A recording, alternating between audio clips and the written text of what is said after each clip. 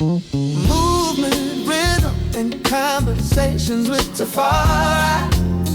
Unchain your mind, let your spirit be free.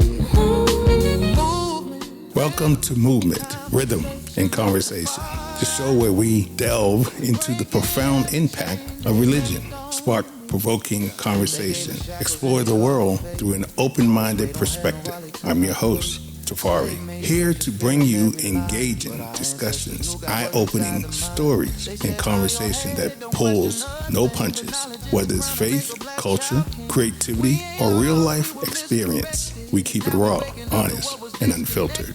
Build black banks on black land, pass down wealth like a real inheritance plan. No more praying for what we can create, no more waiting on systems designed to dominate. Teach our daughters how to own their worth, teach our sons they are gods on this earth. Peace and power, family. Before we get started, please take a moment to do something important. Hit the like button, subscribe, turn on your notifications so you never miss an episode of Movement, Rhythm, and Conversations with Tafari. Every click, share, and subscriptions help push this movement forward, spreading knowledge, rhythm, and power into our community. Let's rise together. Now, let's get into today's conversation. Welcome to Movement, Rhythm, and Conversations. I'm your host, Tafari, where we don't deal in fantasies, we deal in truth. Today's conversation is not about romance, fairy tales, or social media version of love. It's about emotional reality. It's about what's really happening behind closed doors in Black relationships. The silence, the fear, the attachment, the trauma, and the longing to be seen in a world that has never truly made space for our humanity. Black love without mythology.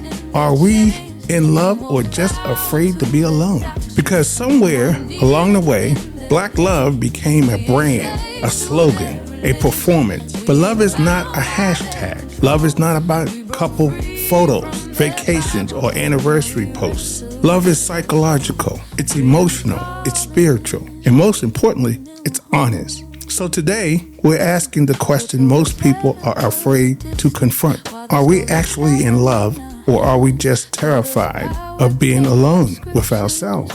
Let's get into it.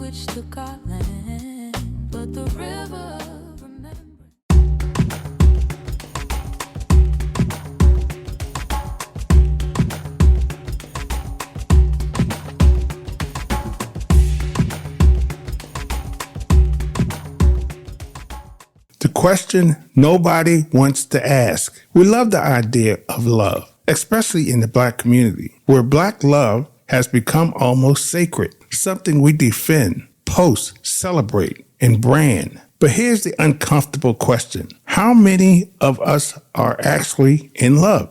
And how many of us are just terrified of being alone? Because loneliness in our community isn't just emotional. It's historical. We come from broken families, fractured systems, and emotional abandonment passed down through generations. So sometimes what we call love is really just fear wearing a romantic mask. Loneliness as a cultural trauma. Black loneliness isn't the same as everyone else's loneliness. It's not just about having a partner. It's about feeling protected, not feeling chosen, not feeling seen in a world that historically dehumanized us. So we often rush into relationships not because someone fits us, but because they fill a void. We're not asking, do I love you? We're asking, can you save me from myself?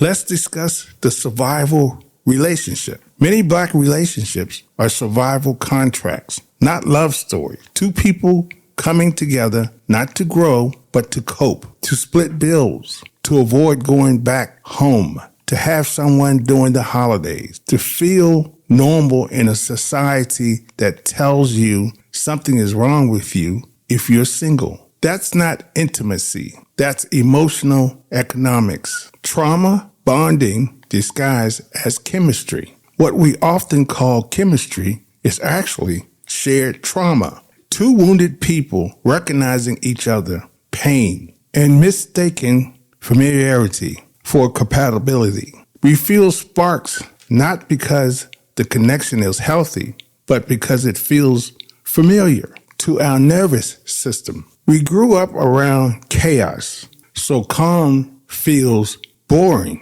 Dysfunction feels exciting, and we confuse intensity with intimacy.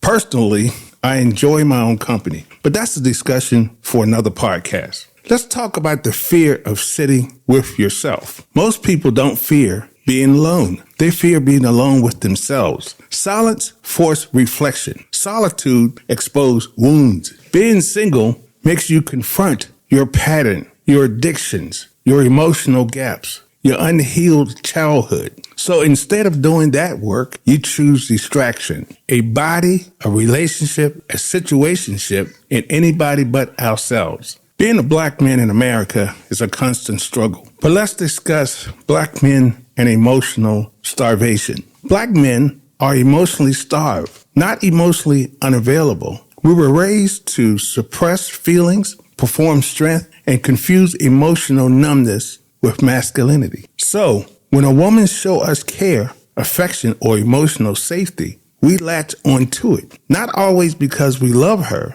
but because she's the first emotional home we've ever experienced.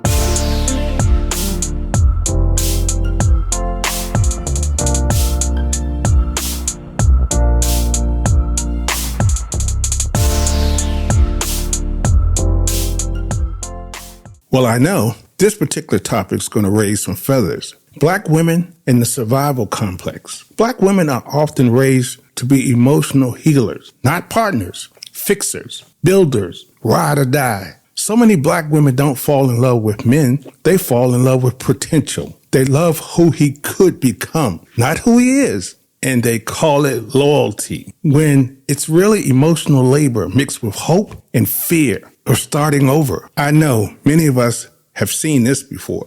The relationship as an identity. For many people, being in a relationship becomes their identity. This is my man. This is my woman. We don't know who we are outside partnership. So leaving feels like death. Not because the relationship is healthy, but because without it, we don't know who we are. We rather stay in dysfunction than face an identity crisis.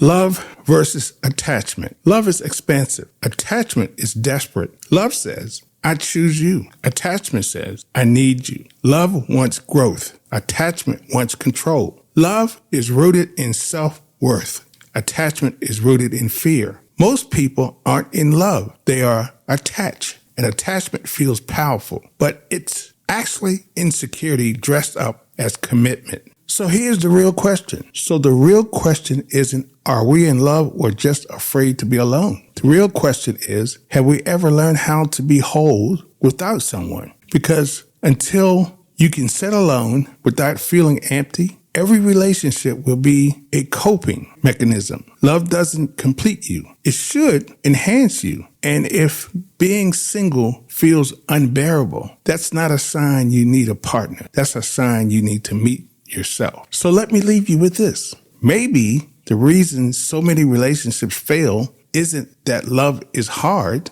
Maybe it's because most people never came looking for love. They came looking for relief. Movement, rhythm, and conversations with Tafari. Unchain your mind, let your spirit be free. If this conversation made you uncomfortable, that's a good sign, because discomfort is where truth lives. It's easy to say you want love. It's harder to ask whether you're emotionally ready for it. It's easy to want a partner. It's harder to sit with yourself without feeling empty, restless, or incomplete. Most relationships don't end because people stop loving each other. They end because people finally realize they were never loving. They were surviving. They were coping. They were filling wounds with bodies instead of healing with awareness. Real love doesn't rescue you from yourself. It introduces you to yourself. It doesn't complete you. It reflects you.